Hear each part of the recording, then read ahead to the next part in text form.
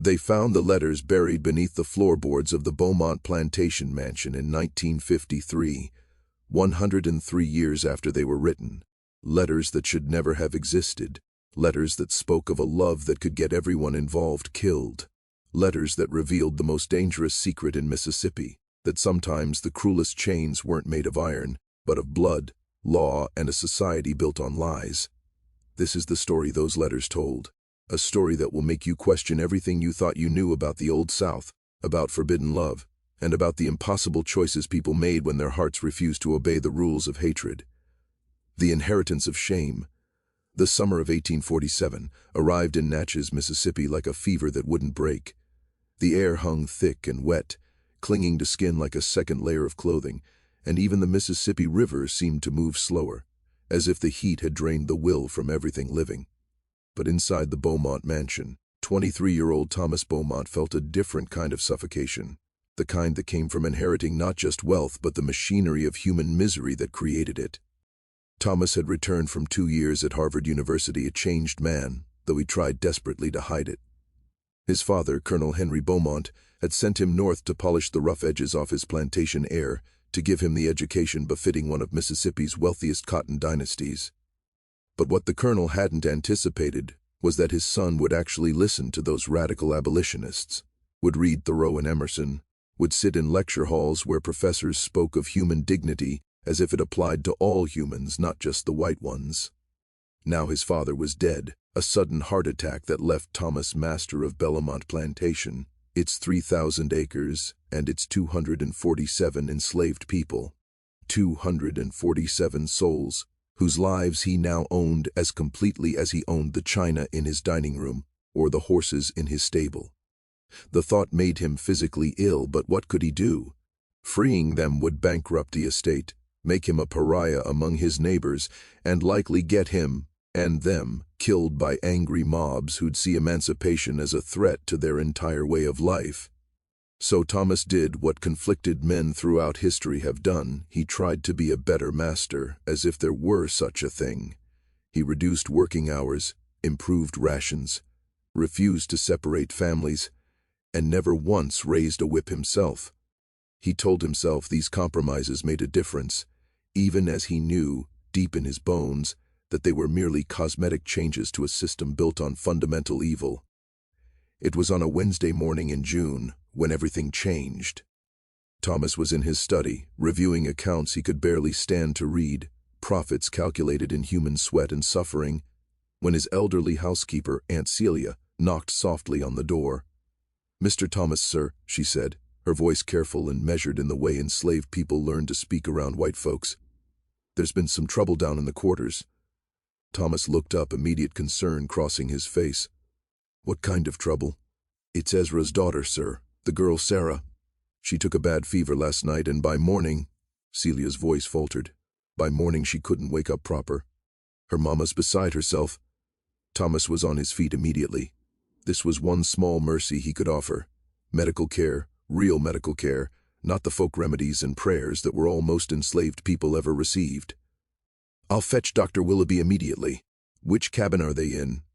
"Number 17, sir." "But—" Celia hesitated, and Thomas saw something flicker across her weathered face. Uncertainty, maybe even fear.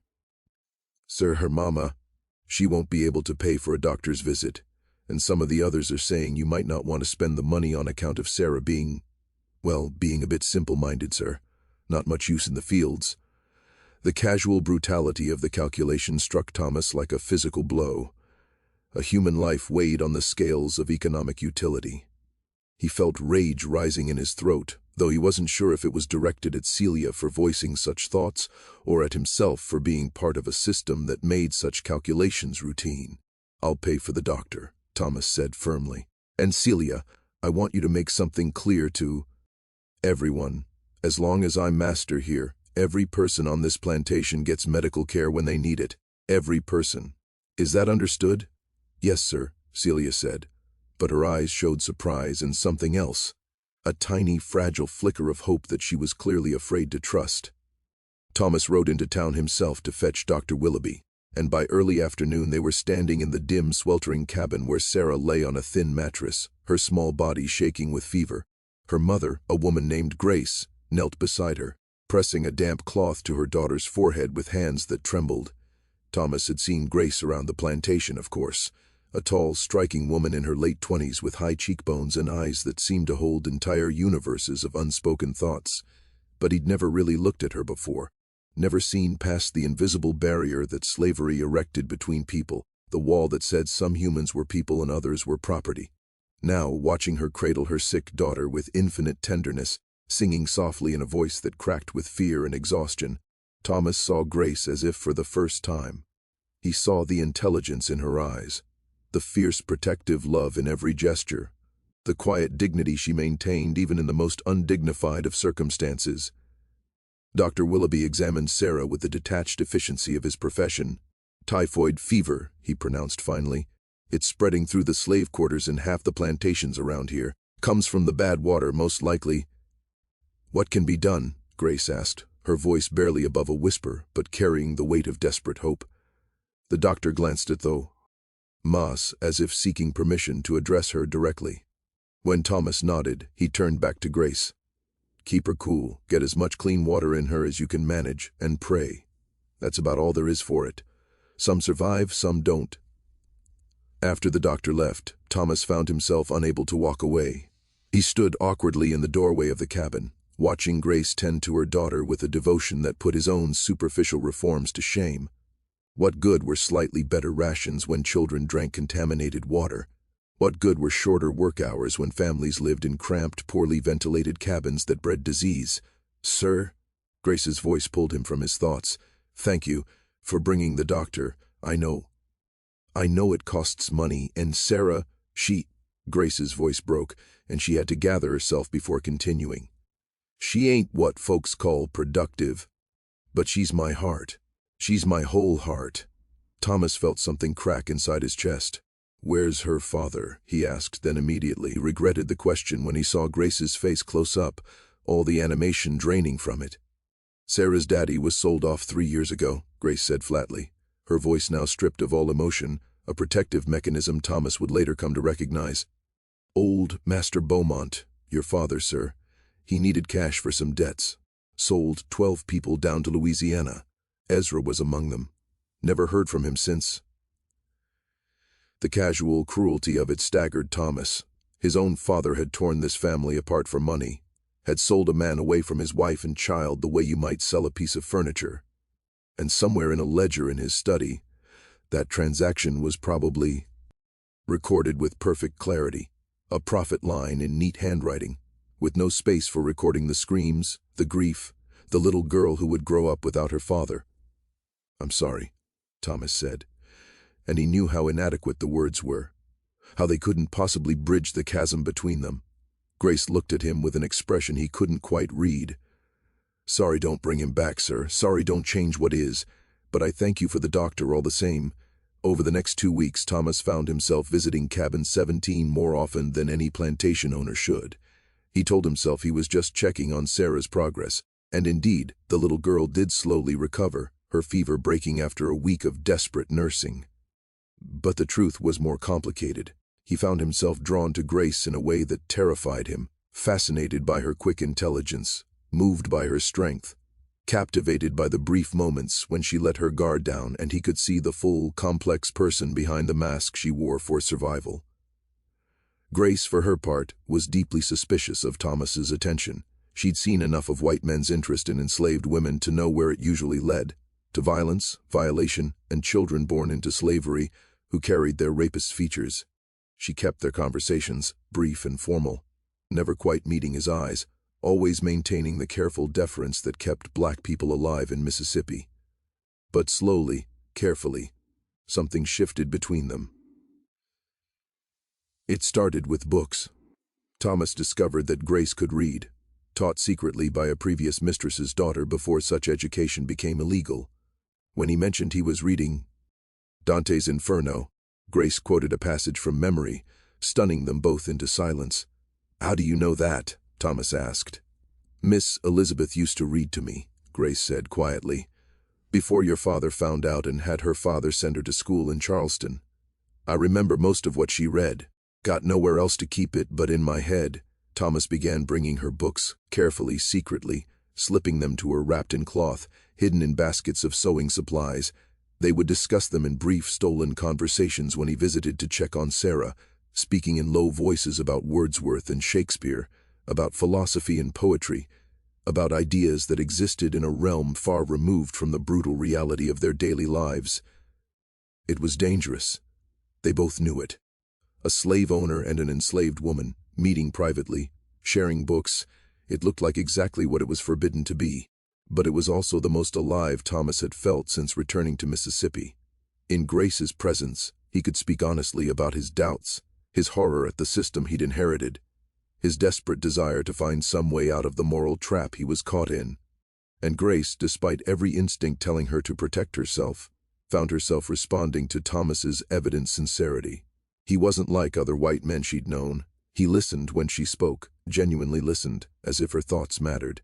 He asked her opinion on plantation management, on how to improve conditions for the enslaved workers. It was surreal and disorienting and dangerous, but it was also intoxicating. This glimpse of being treated like a full human being. The crisis came in August, at the height of cotton picking season. Thomas's overseer, a brutal man named Jackson Croft, whom he'd inherited along with everything else, dragged a young man named Moses into the plantation yard. Moses's back was already bleeding from a preliminary whipping. Caught him trying to run, Croft announced, his voice loud enough to carry to the enslaved workers gathering in worried clusters. Third time this year. You know the law, Mr. Beaumont. 3 attempts means we make an example, or they'll all start running. Thomas felt the eyes of everyone on the plantation boring into him. This was the test that every reform-minded slave owner eventually faced, the moment when maintaining order required committing an act of terrible violence, or when refusing that violence meant losing control entirely. Let him go, Thomas said quietly. Croft's face reddened. Sir, with respect, you can't. I said let him go. Thomas's voice was harder now. Moses, why were you running? Moses looked shocked to be addressed directly. Sir, my wife, she's at the Thornton plantation 2 counties over. I was trying to get to her. They're talking about selling her further south, and I just... His voice broke. I just wanted to see her one more time. The human pain in Moses's voice was unbearable. Thomas looked at the faces around him, enslaved people watching with a mixture of hope and fear, wondering if this new master might actually be different. White overseers and neighboring planters watching with suspicion and hostility, waiting to see if he would maintain white supremacy's brutal order.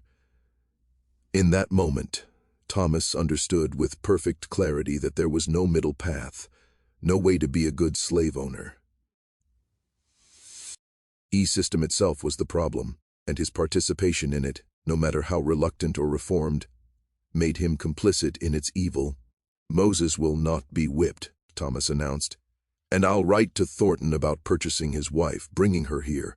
The separation of families ends today. The decision set off a firestorm. Within a week, Thomas's neighbors were visiting, offering stern warnings about spoiling his property. The local Baptist minister preached a sermon about the biblical mandate of slavery and the dangers of Northern abolitionist influence. Croft resigned in disgust, and Thomas had to manage the plantation himself with the help of enslaved overseers he carefully selected. But something else was happening too. The atmosphere on Belmont Plantation was changing. People walked a little straighter, spoke a little more freely.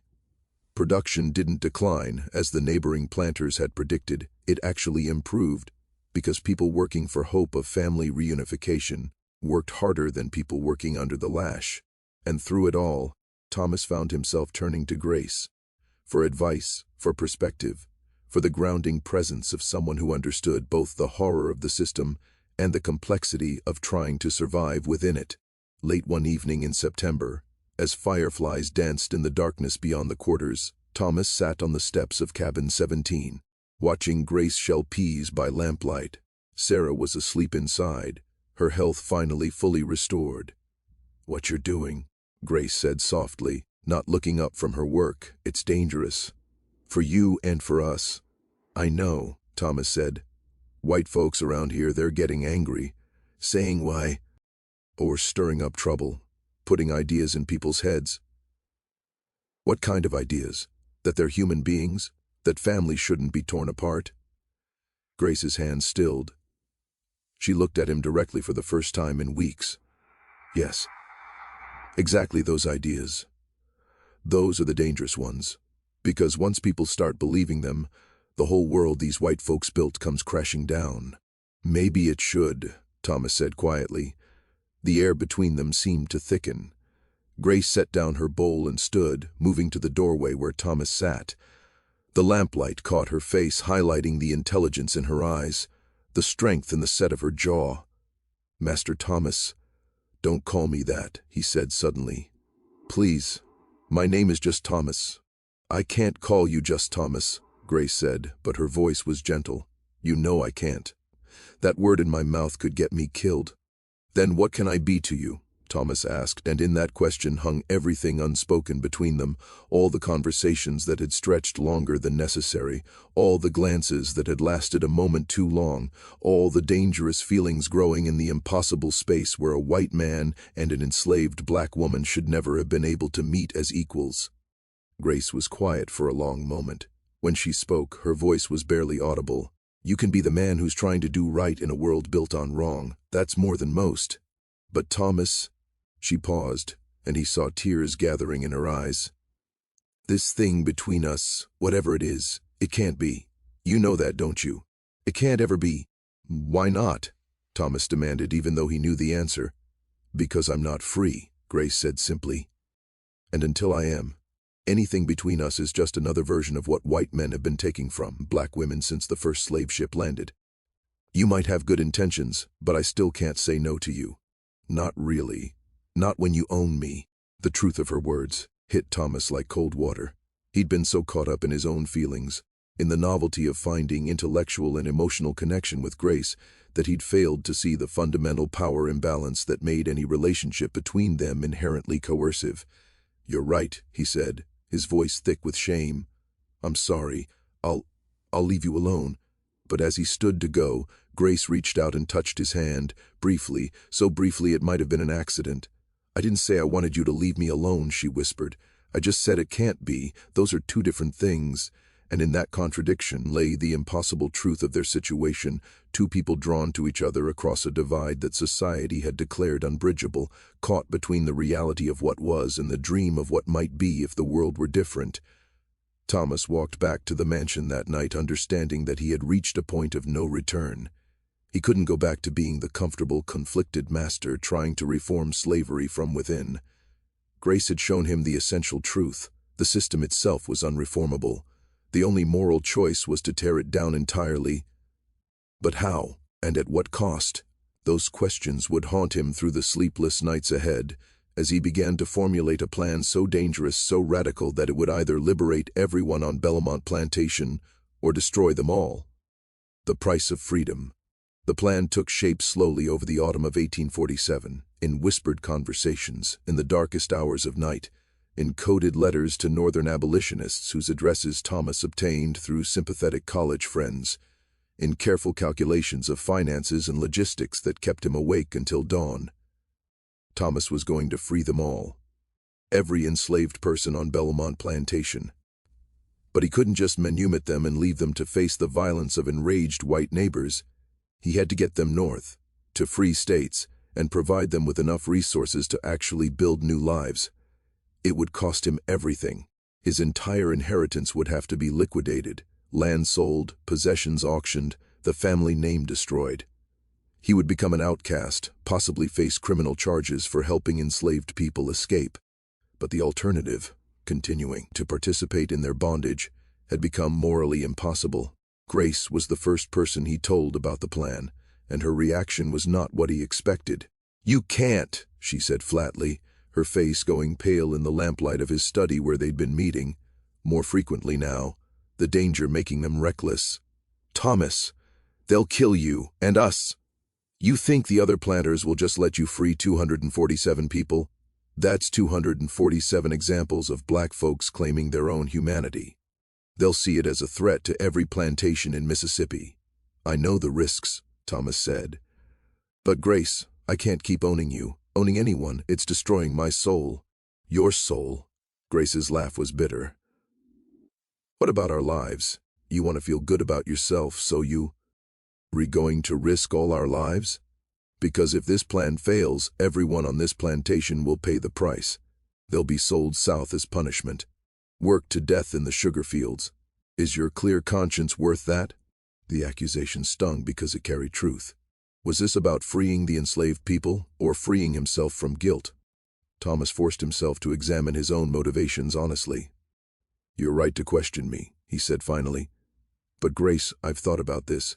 I've planned for every contingency. I have contacts in the Underground Railroad, safe houses established all the way to Canada. I'm selling everything and converting it to cash and gold, enough to give each family a real start in freedom, not just survival. This isn't a reckless gesture. This is the most carefully planned thing I've ever done. Grace studied him for a long moment. And what happens to you? After you've given everything away? I'll go north, too. Try to find work, join the abolitionist movement, use my testimony as a former slave owner to ease your conscience, Grace finished. To become the white savior who rescued the poor slaves and gets to feel righteous about it for the rest of his life. Thomas felt anger flash through him, but he suppressed it. Grace had every right to be skeptical, every reason to protect herself and her community from well-intentioned white destruction. Maybe you're right, he said quietly. Maybe my motives are selfish, but does that make freedom less valuable? If I'm offering you and Sarah and everyone else a chance at a real life, does it matter if I also benefit from feeling like I've done the right thing?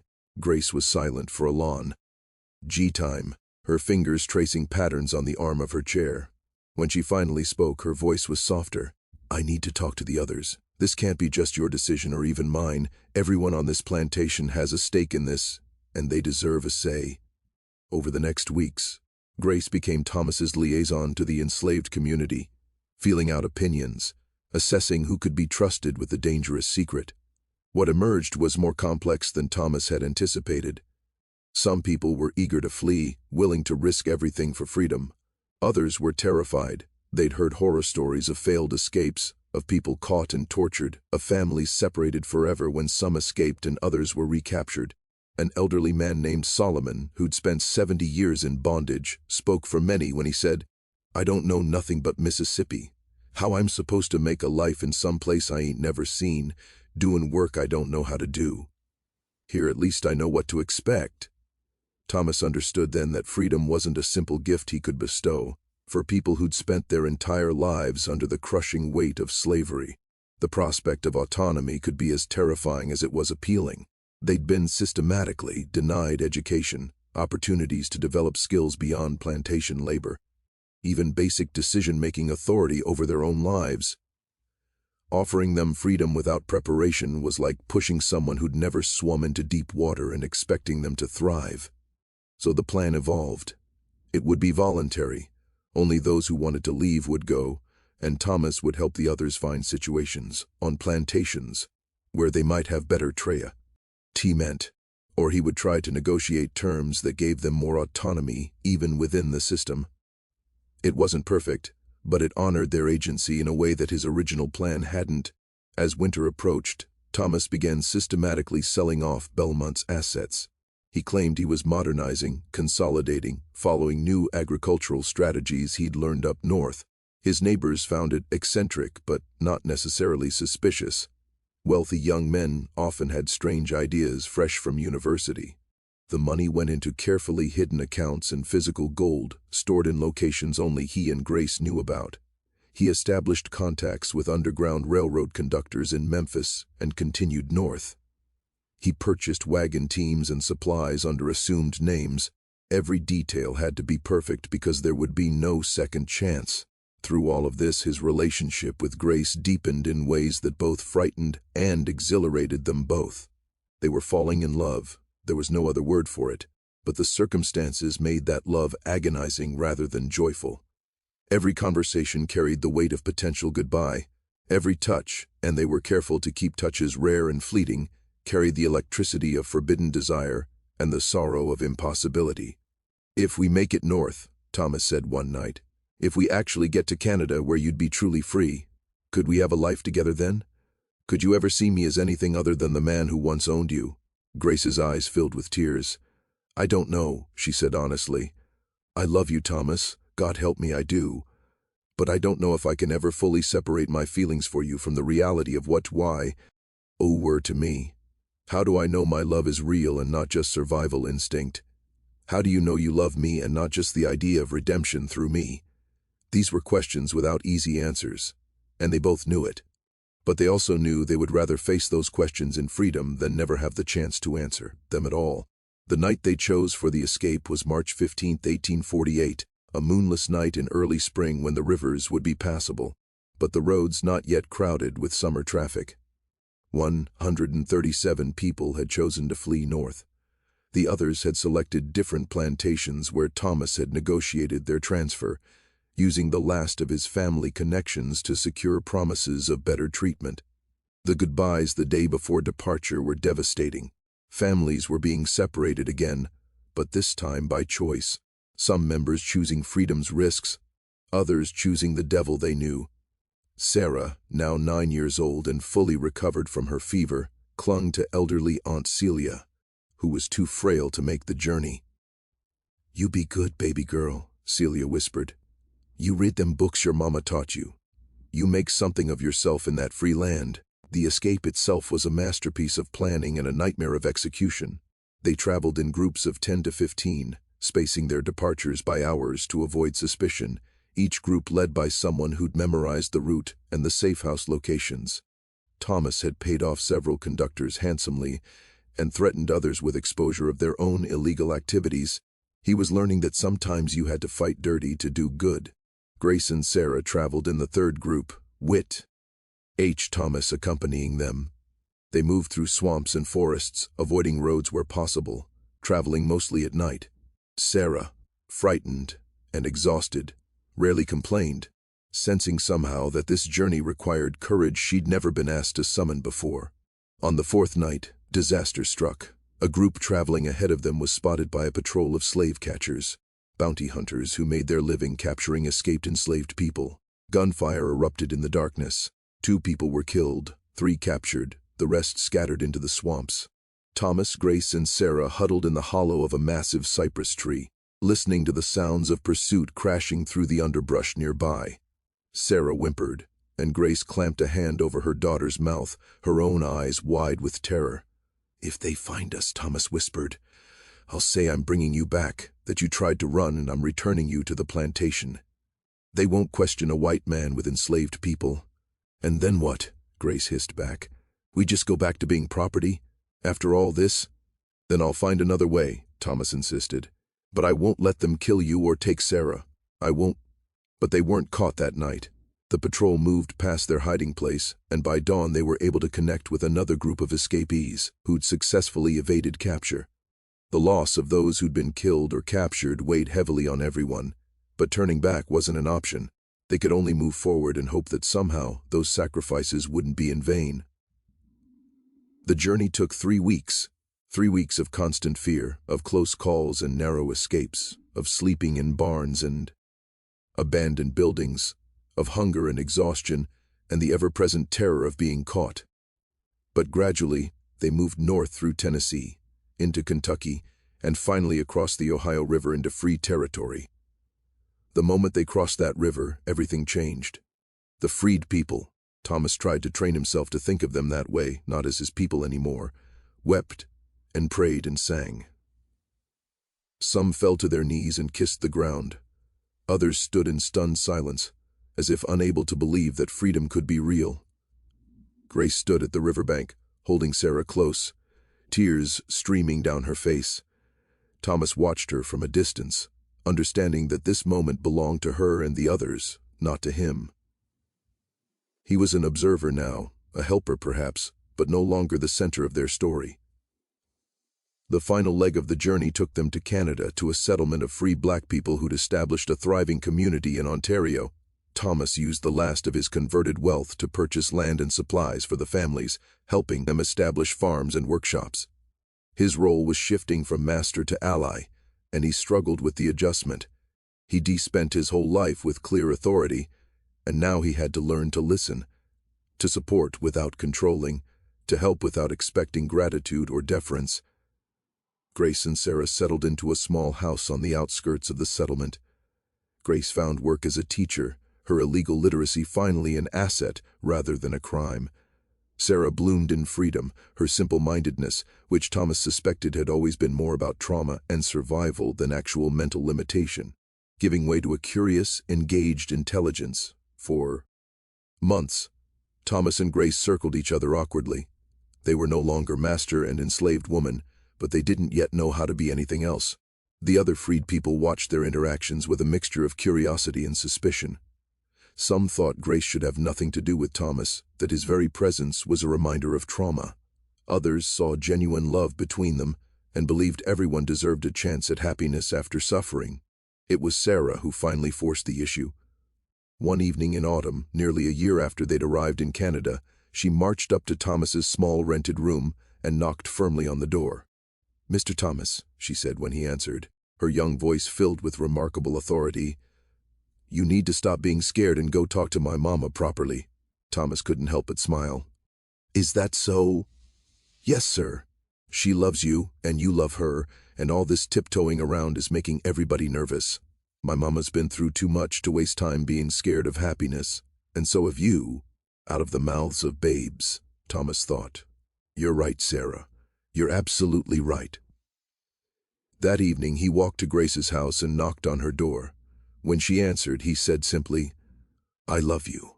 I've loved you since that summer in Mississippi when I sat on your cabin steps and realized you were the bravest, most intelligent person I'd ever met. I know I was your master and that complicates everything. I know you might never be able to fully trust these feelings because of how we met. But Grace, we're both free now. Really free. Free to choose, free to walk away, free to love if we want to.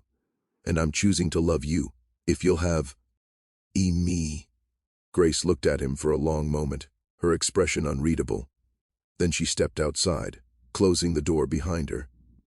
They stood in the gathering darkness, the sounds of the settlement around them, laughter from nearby houses, the ring of a blacksmith's hammer, children playing.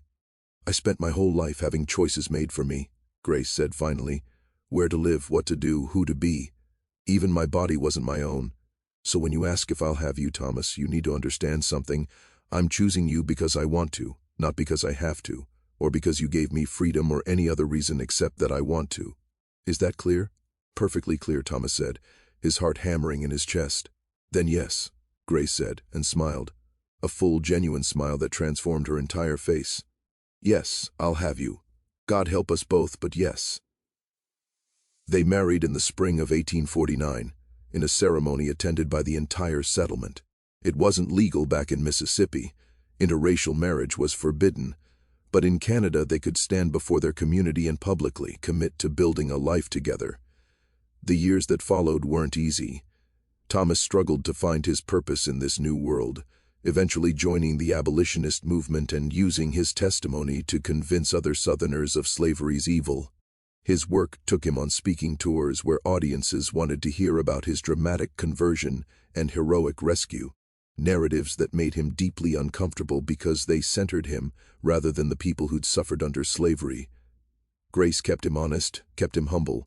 "You don't get credit for doing what should have been done anyway," she'd remind him when his ego got too inflated. "You get credit for doing the work that comes after, the hard, unglamorous work of actually supporting freedom instead of just declaring it." Sarah grew up to become a teacher like her mother, and eventually a writer whose published memoirs of slavery and escape would become crucial historical documents. She married a carpenter named James, and they gave Grace and Thomas 3 grandchildren who grew up knowing they were born free, that freedom was their birthright, not a gift from benevolent white people. Thomas never returned to Mississippi. His name was cursed there, the traitor who'd betrayed his race and his class, who destroyed a valuable plantation and helped hundreds of property escape. There were warrants for his arrest and likely would be for decades, but he didn't mourn what he'd left behind. The only thing from his old life he valued was sitting beside him now, her hand in his, watching their grandchildren play in a freedom that was real and hard, won and worth every sacrifice. One evening in 1870, as the sun set over their small farm in Ontario, Grace and Thomas sat on their porch. They were both graying now, their bodies marked by the years and the hardships they'd endured. Thomas had never gotten rich again, never regained the comfort of his plantation days. They lived modestly on income from his writing and speaking, from Grace's teaching, from the communal support of their settlement. "Do you ever regret it?" Thomas asked, "choosing this life with me, instead of, I don't know, something easier?"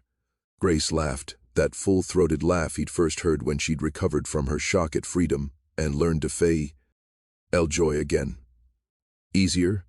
Thomas, nothing about freedom is easy. It's hard and scary and uncertain. But I get to choose that difficulty now. I wake up every morning and decide how I'll spend my day, who I'll love, what work I'll do. Do you know what a miracle that is? To have my own life, to have chosen you instead of being forced into your bed by the power you had over me. This life might not be easy, but it's mine, ours. And that makes it beautiful." Sarah joined them on the porch, now a grown woman with her own family. "Mama's writing to the newspaper again," she announced. "Another letter about women's suffrage. Somebody's got to," Grace said firmly. "We fought for freedom from slavery, now we've got to fight for full equality. The work isn't done just because we made it north." Thomas looked at these two remarkable women, the enslaved mother and daughter he'd once owned, now free citizens actively shaping their world, and felt simultaneously humbled and grateful. He'd played a part in their freedom, yes, but what they'd done with that freedom was entirely their own achievement. The letters they, found in 1953, buried beneath those floorboards, told this whole story. Correspondence between Thomas and Grace during their courtship, between Grace and other freed people describing their journeys, between Thomas and his northern abolitionist contacts planning the escape. Along with the letters were Grace's journals, detailed accounts of life in slavery and the transformation to freedom. These documents eventually made their way to a university archive, where they became crucial primary sources for understanding both the brutality of slavery and the complicated dynamics of resistance, escape, and liberation. Historians debated the ethics of Thomas's actions. Was he a hero or someone who'd merely stopped doing evil and expected praise for it? They discussed the complexity of Grace and Thomas's relationship. Was it possible for real love to exist across such a fundamental power imbalance, or would Grace always have been, on some level, coerced? But perhaps the most powerful legacy of these letters was simpler. They showed that even in the darkest systems, people found ways to assert their humanity. Grace's intelligence, resilience, and ultimate choice of freedom on her own terms. Sarah's transformation from a sick child in a slave cabin to an accomplished writer and activist. Thomas's painful recognition that good intentions meant nothing without action, and that action required genuine sacrifice, not just reform. The story of Belmont Plantation became a footnote in Mississippi history. The wealthy young master who went mad with northern ideas and destroyed his own inheritance. But in the black communities of Canada and the northern United States, the story was told differently, as a reminder that freedom was never given, always taken, always fought for. That allies could help, but liberation had to be claimed by those who'd been oppressed. That love across seemingly unbridgeable divides was possible, but only when power dynamics shifted enough to make real choice possible. And in a small cemetery in Ontario, two headstones sit side by side. One reads, Grace Washington Beaumont, 1819 to 1892, teacher, mother, free woman. The other reads Thomas Beaumont, 1824 to 1891, who learned too late what he should have known from the beginning. Their ride next to their daughter Sarah, whose stone reads Sarah Washington, 1838 to 1910. Born in chains, died in freedom, lived in truth. The textbooks don't tell this story because it's too complicated, too messy, too resistant to simple narratives of heroes and villains. It forces us to ask uncomfortable questions about power, love, redemption, and whether someone who's participated in evil can ever fully atone. But maybe that's exactly why this story needs to be told. Because truth is messy, because history is made by complicated people making difficult choices, and because understanding that complexity is the only way we can hope to build a more just future. The scandal wasn't just that a slave owner loved an enslaved woman. That happened all the time, usually as rape and exploitation. The scandal was that he actually saw her as fully human, actually listened when she told him the truth about his complicity, actually gave up everything to help her and others claim the freedom that should never have been denied in the first place. And the real scandal, the one that should shake us still, is that such actions were considered radical rather than basic human decency. That's the story no textbook tells, the one we still need to hear, that slavery was so normalized, so accepted, that simply recognizing the humanity of black people and acting accordingly was treated as insanity, betrayal, a threat to the entire social order. That world is gone now, but its echoes remain. And until we fully reckon with that truth, until we understand both the depth of the evil and the difficulty of dismantling it, we haven't really learned the lessons these letters have to teach. The Mississippi scandal wasn't just about one plantation or one forbidden love. It was about a society so twisted that love across racial lines was more transgressive than the daily violence of slavery itself. And that scandal, that fundamental moral corruption, is the truth we most need to remember so we never build such a system again.